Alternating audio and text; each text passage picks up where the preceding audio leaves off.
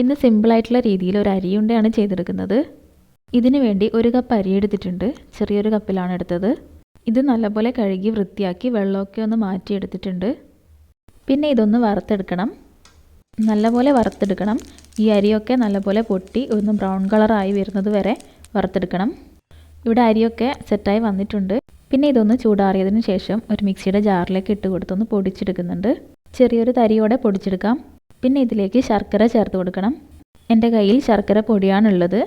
ഇത് ഞാൻ 1 കപ്പ് ചേർത്ത് കൊടുക്കുന്നുണ്ട്. ശർക്കരയുടെ അളവൊക്കെ നിങ്ങളുടെ മധുരത്തിനനുസരിച്ച് മാറ്റം വരുത്തി കൊടുക്കാം.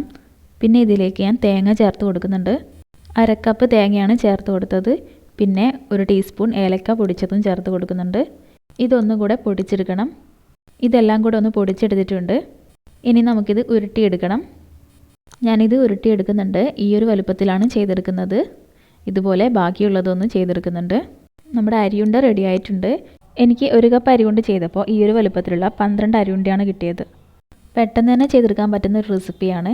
എല്ലാവരും ഒന്ന് ട്രൈ ചെയ്ത് നോക്കണം. വീഡിയോ ഇഷ്ടപ്പെട്ടാൽ ലൈക്ക് ചെയ്യാനും സബ്സ്ക്രൈബ് ചെയ്യാനും മറക്കരുത്.